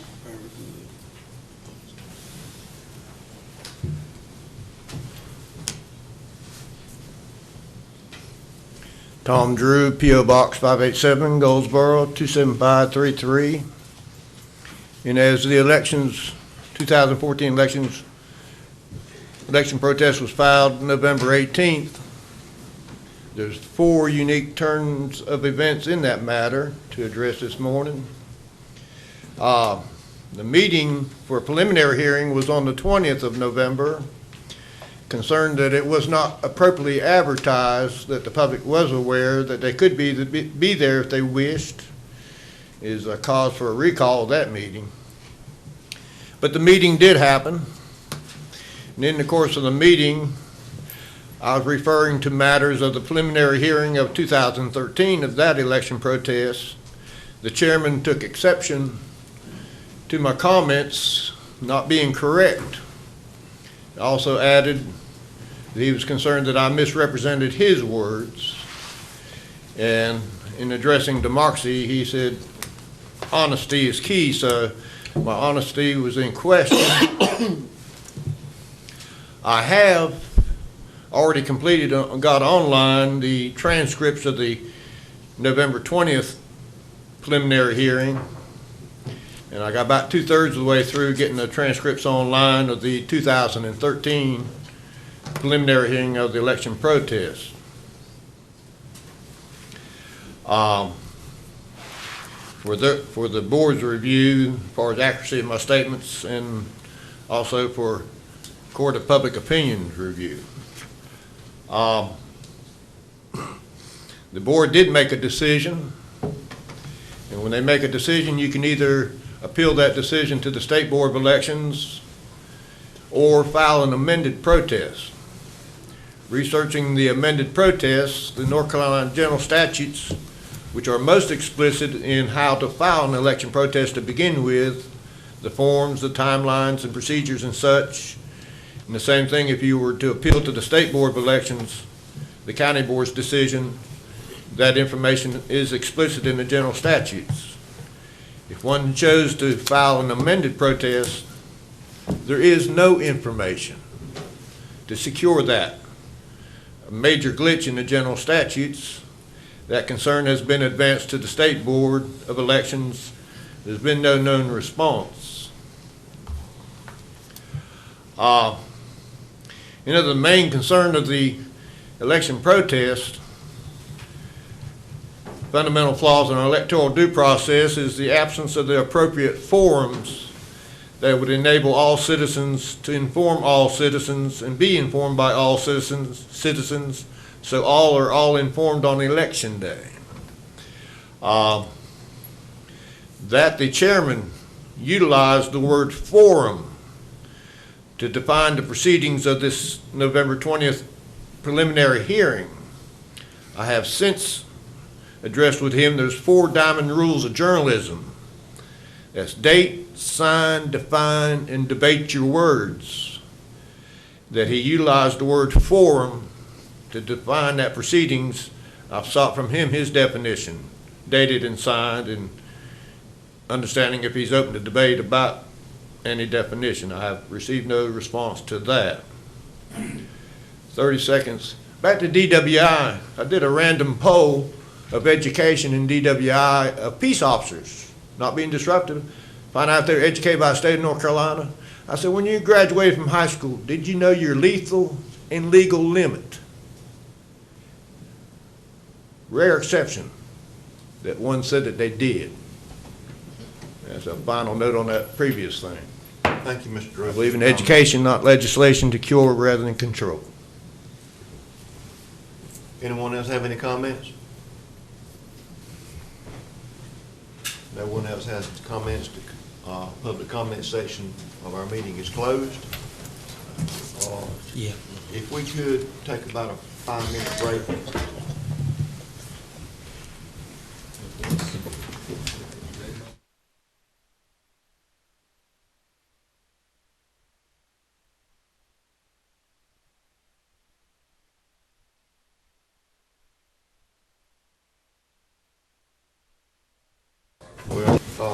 Motion Department mission statement and that the board. Good morning, Mr. Chairman. Know that no intent past education however, took according to animal in 2003. Large was made the chairman as one of our work was about agencies that do or was that we animal control shelter. That is the is there. Raising Ms. Holt, control and adopt. About 3 months ago, Mr. Gurley called me and asked if I would meet him. And I was first I found focus at the board. The person, nobody fought mission and challenged the board up having your together The mission of the Wayne Services needs of people, and our county mission sponsorship, agreements our own and strengthen, give adoptable animals, and something that the things almost obtain factor. Unfortunately, almost rate of work and we regular, and we're starting to at the from out to try to reverse this process. But unfortunately, one of those things is, and why we want this mission statement approved by you as commissioners, if you agree with it, is that euthanization, unfortunately, is a part of the animal control program that we have here. We're hoping that we can educate people and reverse that trend of the number of animals that come to the shelter, the number of animals that become strays. But until that time, this is what this shelter is going to have to operate under if you approve it. And we're going to then work toward making it much more functional, much more effective, and trying to get out to the public, to educate the public on what the animal control and advisory services do. Mr. Mayo, also, as a new member to the advisory board, Ms. Falconer and I would like to have an opportunity to actually walk you through the shelter and give you firsthand look at the shelter. And for those of you who have not been there, please take 30 minutes shelter and see what it's your facility. It's a facility of these people of Wayne County. And with that, I'm open for comment. Any comments, any questions, Mr. Wood? Mr. Chairman, Mr. Doherty. if I might, Mr. Wolf, I applaud you for taking on such a task. I have gotten numerous calls from citizens concerned about our Animal Services Department. And it may be some misinformation, and a lot of it I think is misinformation. So I'm hoping that we can do a great deal more in regards to reaching out to our community and educating them on how we operate, how we have our services available for our animals. And with that, I think your mission statement is right on. And would move that we adopt the mission statement as presented. Mr. Form of a motion? Yes. I have a motion on the floor. Any comments? Mr. Mayo? I'm looking forward to actually working on the Animal Control Board. I grew up on a farm here in Wayne County. I love animals. A lot of people need to learn how to respect animals. And I want to be a part. I'm sort of new at this as far as policies. I am also on Facebook a lot, and I see a lot of the Facebook information. And a lot of this is not coming from county citizens. It's coming even way outside of our state. So some of this may be justified. Some of it may not be, and that's what we need to find out. We need to sift through and sort of change the image that somehow or other has been, whether justified or not, has not been good for a while. And I think you're already doing that. I applaud you, Vicki, and everything that's taken place to change that, because even my own kinfolks that are animal activists are starting to say they're seeing a difference. So I'm looking forward to serving with you. Can I comment to that? In our second meeting, I told every member of our board and Ms. Falconer and the members at the animal shelter, there is to be no comment ever by any of our members put on Facebook again. That's right. If there's derogatory or other information, it goes to Mr. Powers. Mr. Powers will answer those as a member of the county, and it's be dealt with in a private manner, not in public. And I've also asked all the other agencies, Friends of Wayne County, Friends of Animals, and different ones, please, let's not have negative comments or wars on Facebook. Our purpose of this Education and Adoption Center is the welfare of the people of Wayne County and the animals of Wayne County. And nothing that is dirty laundry aired in Facebook serves that purpose. And if someone has, and I say this to all the agencies that work with animals, if you have a problem with something we're doing, my phone number is out there on the county webpage, I think. Is it not, Marsha? Has it not been added there? Vicky's phone number is on the county webpage. Make a phone call, and we will address it straightforward. We're going to stop hearsay and other conjectures on what's going on with that center and try to make it beneficial for Wayne County. Mr. Chairman. Mr. Pate. Having served on that board, I understand exactly what you're talking about, and just because it's on the internet does not make it true. There were so many, I saw so many false allegations. I mean, you know, we're human, I think their staff is too, they make mistakes, but they do the best they can. And I think the route that you're going is the right way to go. And thank you, Mr. Powers, for stepping in line and helping that process. So, again, thanks. Anyone else? Mr. Curtis? Mr. Willis, thank you for your aggressive approach, and I ask you and encourage the rest of the board members of the committee to support Vicki and Mel and the staff and help them establish some goals. And I think we really have a heavy emphasis on marketing the shelter and let people know it's there as much as we can. Anyone else? Yes, Mr. Wolf, I'm looking to adopt a dog, but he got to be already trained. Send your request to Vicki. We do, in fact, have, Vicki has the animals, they can give you an idea of the character of an animal. So, 3 o'clock this afternoon? Anyone else? If not, we have a motion on the floor. All in favor of Mr. Darty's motion, show your sign of right hand. Motion carries unanimously.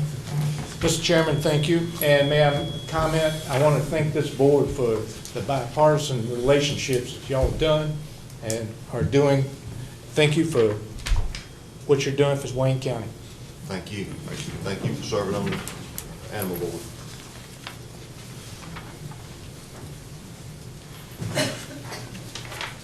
Number 4, Mr. Wood, if you would, kind of go over that. Yes, sir. This is, like we said before, this is the North Carolina Association of County Commissioners requesting that if we have any legislative items that deal with the federal government, that we submit them to the NCACC, excuse me. And so we had mentioned this at the last meeting and just wanted to go over it today to see if anybody had anything. Mr. Chairman, Mr. Darty. I would ask that council draw up something, a resolution asking that on the federal legislative matter that we support here in Wayne County the designation of the extension of 795 through 117 corridor as future 795, as well as upgrading US 70 from Clayton to Moorhead as in interstate designation as well. And I would move that we adopt that resolution that is drafted by council. Mr. Chairman. Mr. Pate. Council made reference to a possible change of definition of urban as opposed to rural in terms of funding. Mel Powers, I sent that to him early this morning. He's checked it out, and Wayne County will not be affected. Okay, that takes care of my problem. Thank you. Anyone else?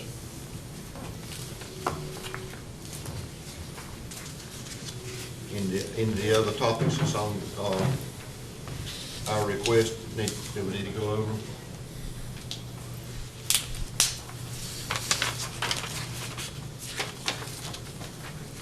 You put put that in the form of a motion? You want I to- so move that we put that in form of a motion for adoption.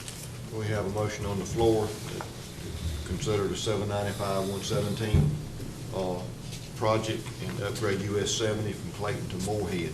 Any other discussion? If not, show sign of right hand. Motion carries unanimous. Mr. Chairman, if I might inquire, once that's adopted, you're going to forward that on to the North Carolina Association of County Yeah, I'll have Commissioners? Marcia send it into, Great, thank like you. we did the other. Thank you. Number 5, motion to request North Carolina Department of Transportation fund the proposal US Highway 70 and Havelock bypass. That is in our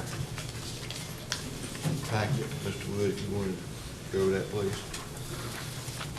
Yes, sir. This is a request from the city of Havelock that we endorse that bypass proposal. And of course, we're all part of this US 70 Corridor Commission. They were all helpful to us in getting the US 70 bypass here in the Goldsboro area. And so this is kind of a quid pro quo. They want our support on this leg, and we'd recommend your approval of it. Mr. Chairman. Mr. Pate. And to add on to that, all the environmental studies and all that have been completed. The woodpecker is no danger there or anything. And this is an important piece for the rest of this 70 corridor. So I'll put it in the motion that we accept this resolution. I have a motion on the floor. Any other discussion? Yeah, Mr. Doherty. If I could inquire, maybe you can refresh my memory. My memory's getting kind of old evidently, but I thought they had actually funded this, but actually all they've gotten is the studies approved. The funding has. Seems like, and I'm trying to remember too exactly how it took place, but originally it was on the plan to be funded, but then when they did the last cut, it didn't make it. It didn't make it. It didn't make it, even though all the studies and everything. Well, I knew was the complete. bypass in Kinston was not. I'm pretty sure that's where it took place. Can you recall, Ms. Wilson? I think that's what happened. Okay. And at the very last minute, it got. Well, we'll support the resolution. If it has been funded, fine. If it hadn't, then. Well, it hadn't been funded at this point, though. We want to see it funded. Okay. Okay, thank you. Thank you. Any other discussion? All in favor of Mr. Pate's motion, show sign of right hand. Motion carries unanimous.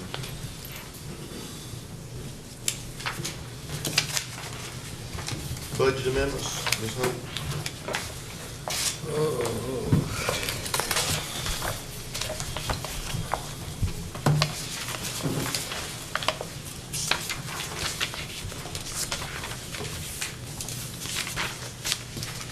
What, y'all closed for vacation? I mean, how can y'all have so many budget amendments?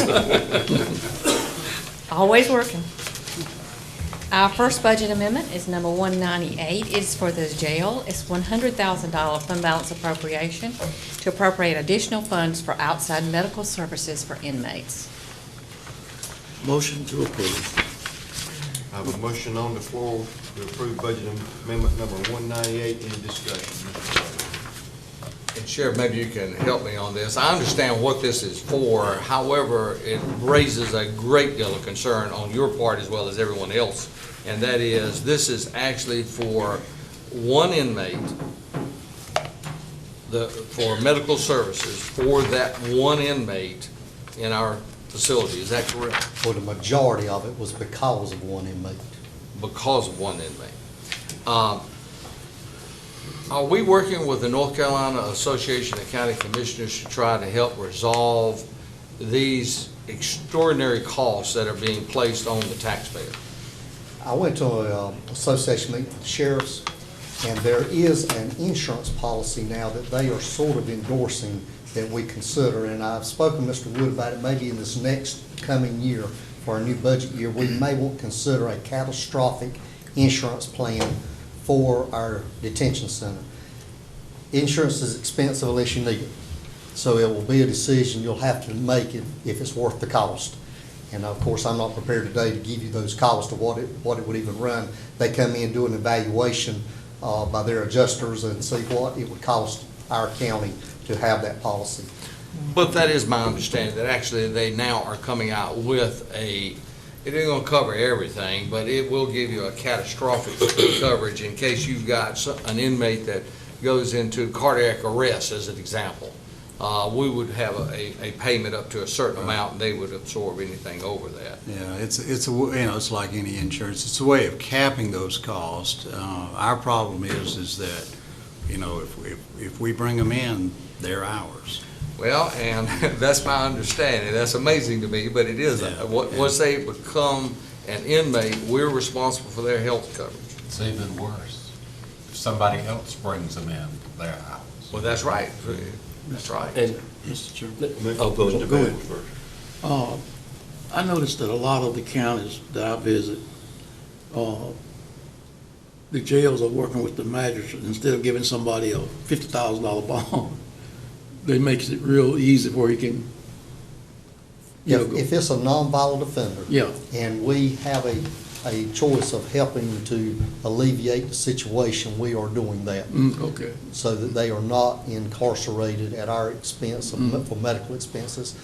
It's almost to the point now, have been a couple of situations that people realize if they can come off their meds or whatever, they can get medical treatment by getting arrested. Right.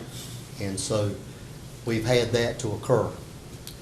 And we're trying to screen that process of sort of, if it's a nonviolent offender, keeping them out of our medical coverage through detention. So you're asking them to complete a medical history before you lock To be arrested. Just joking. Mr. Kamari. And this is probably not an answer that you can, because I asked it for the manager and our attorney and anyone who's listening. We have an example here of the particular case that was probably added a lot to this, having to do with a diabetic coma. This is the question I have. If she had not been arrested, whose responsibility, and we're assuming that she went and still had the same medical condition, whose responsibility, or where would the responsibility have fallen for her to get help?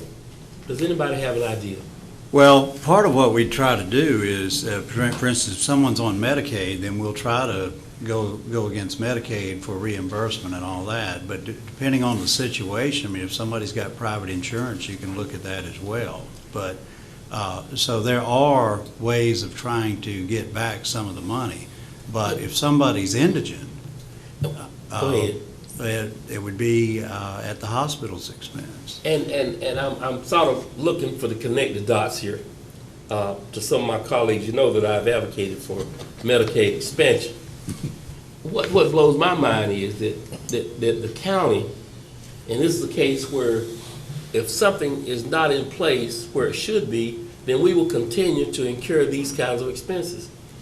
And if this particular case here is falling to the county to have to pay, that sounds that she indigent, aged, or something that would fit a category that probably Medicaid expansion could have helped. And you see, I just want us to remember when we sit down to talk about what we promote and what we don't promote, what we gonna advocate for and not advocate for. Unless I'm hunting the wrong rabbit this morning, this is a case right here where if Raleigh legislatures and the governor had accepted the things that we could have in place, this dollar figure right here might not have fallen to Wayne County. I'm not saying it wouldn't have, sure, but I use this as an example of us not being forward-thinking statewide, that we would turn away federal money that might have taken care of this. And you see, I know there are all kinds of ways folk might wind up in jail, but this is a case right here where, an illness takes place. It seems like another agency should be right in place to come up there and absorb that. That's the point I was trying to make. We need to be very diligent about looking not to close off opportunities to spread these costs around. And ultimately, we'll wind up having to bear them ourselves. Yes, sir, and I agree. I'll welcome any suggestions on any recoupment of these funds, because it bothers me that it's coming out of our budgets to have to put somebody else's problem. And this is just one case, just one incident. Yes, sir. I mean, this is two-thirds of that is just one incident. just one incident, and you see them probably every week. Yes, sir. Mr. Chairman, Mr. Gurley. I have to ask a question, Sheriff. Has anyone approached Wayne Memorial about this bill? I cannot answer that. And I guess what I'm trying to allude to is that, you know, if you go approach them, and I can give you some talking points, and, you know, at least a reduction in the bill if you pay in full. I can give you some talking points after the meeting. How about that? I would welcome that. Okay. Thank you. Did you get a motion to approve this? I got a motion from Mr. Bell that we approve this. Let's hold Any our other nose. discussion? Take care of what you're on next. All in favor of, I had lost my place here. Budget Amendment 198, all in favor, should sign of right hand. Motion carries. Budget Amendment number 199 and 221 are both for the jail. And 199 is to appropriate SCAP grant funds received for the jail of $12,353. And 221 is to appropriate designated fund balance for surveying additional acreage adjacent to the Williams Street site, $5,500. Pleasure of the board. Motion to approve. A motion on the floor that we approve Budget Amendment 199 and 221. Any discussion? Mr. Wood, did you check on that? Mm-hmm. It's not just a boundary survey, it's a topographic survey on that. Okay. So that's, you know, that's shooting all the contour lines. Okay, correct. So that's why it's more. Okay. Thank you, Mr. Chairman. Any other discussion? All in favor of Budget Amendment 199 and 121, show sign of right hand.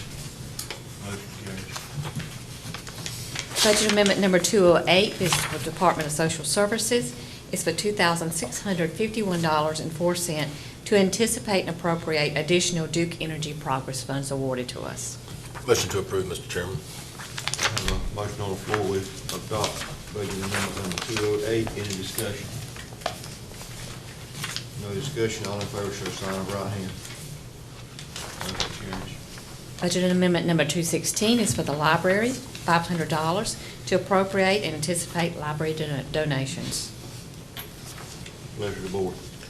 Move to approve. There's a motion on the floor, we approve Budget Amendment 216. Any discussion? All in favor of Budget Amendment 216, show sign of right hand. Motion carries. Budget Amendment number 220 and 215 are for the Sheriff's Office. 220, $300 to anticipate and appropriate controlled substance funds. 215, to appropriate fingerprinting and concealed weapon funds for purchase of truck and Dodge Charger. Mr. Chairman, move adoption. Have a motion on the floor, we adopt Budget Amendment 220 and 215. Any discussion? Question. Mr. For Baker. Sheriff. I know what you use the Charger for. What's the 2,500 Chevy truck? We're going to issue that to Major Greenfield, and that way he can pull our detention prevention trailer with that. Okay. And we're going to take his vehicle and reissue it to a CSI investigator. Okay, thank you. Any other discussion? All in favor of Budget Amendment 220 and 215, show sign of right hand. Motion carries. Budget Amendment number 222, $4,530 to anticipate and appropriate streetlight funds for Buckline. Pleasure of the board. Motion to approve, Mr. Chairman. Have a motion on the floor, we adopt Budget Amendment 222. Any discussion? I would like to make a comment that I appreciate everyone's hard work on this. Mr. Mayo kind of instrumental in these streetlight projects, and the tax department and the finance department and Marcia and her staff for doing the legwork, and look forward to working on another couple of these. Thank y'all. If no other discussion, all in favor, show sign of right hand. Motion carries. Next are four walk-on budget amendments. The first one is number 237 for the 4-H department. It's to decrease the prevention grant from East Point from $110,377 to $98,628.09, a decrease of $11,748.91. Pleasure of the board. Motion to approve, Mr. Chairman. Have a motion on the floor, we approve Budget Amendment 237. Any discussion? discussion, all in favor, show sign of right hand. Motion carries. Number 238 is for the Health Department, $14,620 to anticipate and appropriate additional TANF funds for eligible clients for post-pregnancy test counseling. Move adoption, Mr. Chairman. Have a motion to adopt budget amendment 238. Any discussion? No discussion, show sign of right hand. Motion carries. Budget amendment number 240 and 242 are for the Sheriff's Office. 240, $5,093.60 to anticipate and appropriate seized property funds. Number 242 is for $3,000 to appropriate donations received by the Wayne County Sheriff's Department. Pleasure of the board. Move to adopt. Have a motion on the floor, we adopt budget amendment 240 and 242. Any discussion? No discussion, all in favor, show sign of right hand. Motion carries. Thank you. I had a question for Ms. Hope. I think there was a budget amendment that we withheld on the schools regarding signage or something like that. Yes, I talked to Dr. McCullen yesterday, and she'll be forwarding that information to us shortly. Okay. Thank you. I think they're like the rest of us. They had a number of people out during the holidays. Okay, thank you. Thank you.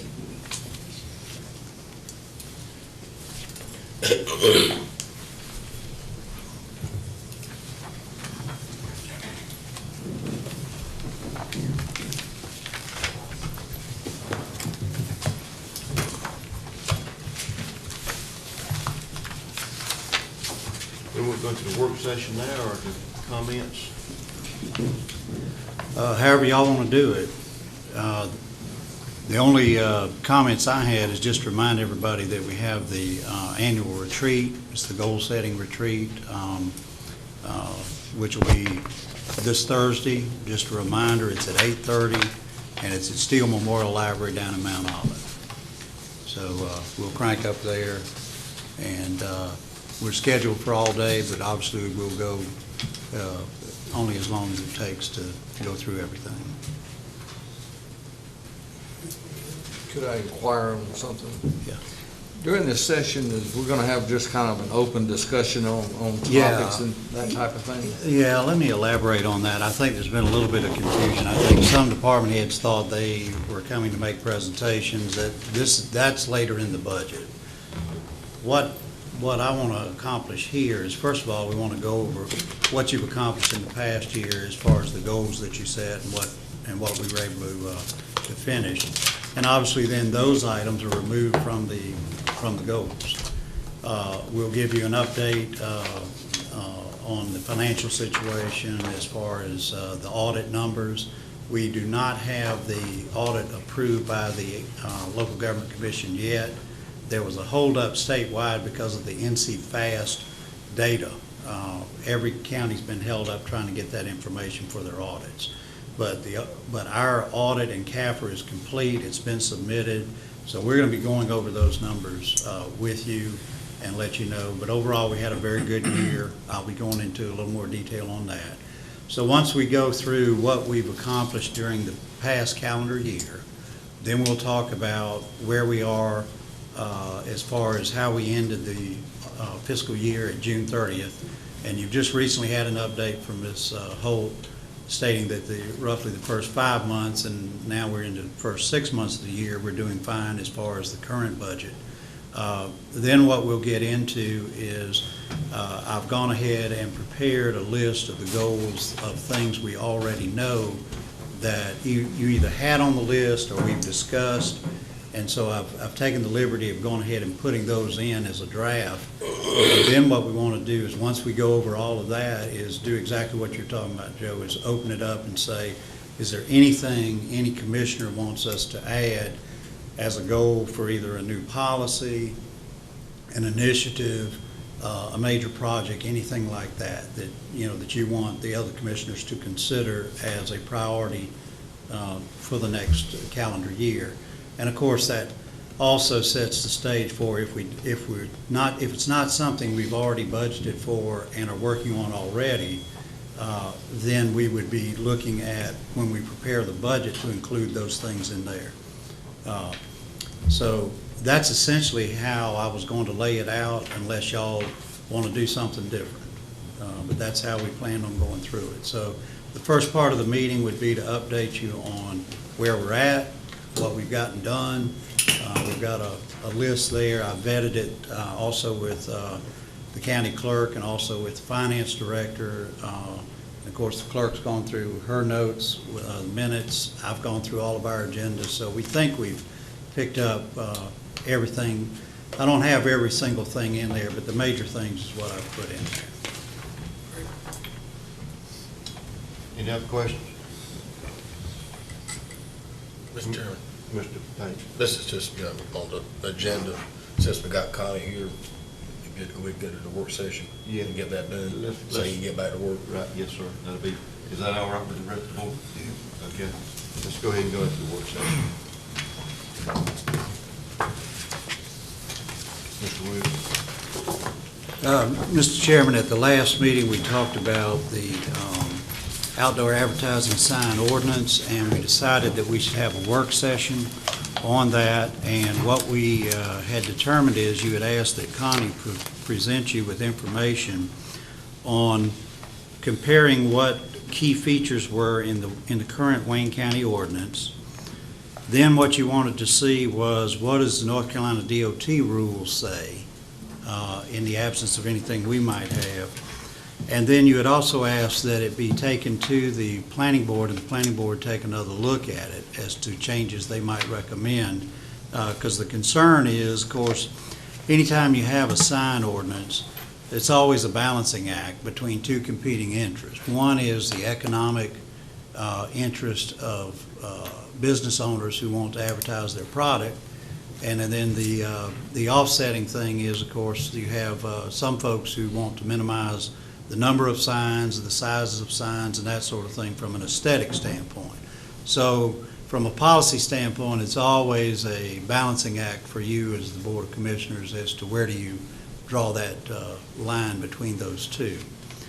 So the Planning Board has made some additional recommendations to you in terms of adjusting it.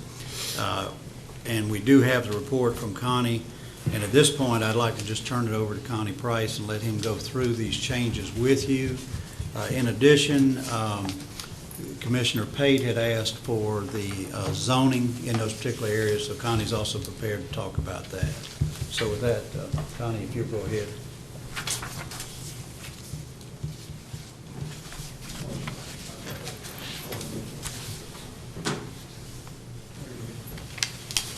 Take my jacket off. It's hot. Hour ago.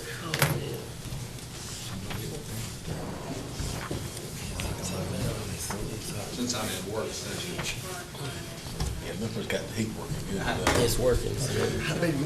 Well, they make us look like we're in work session.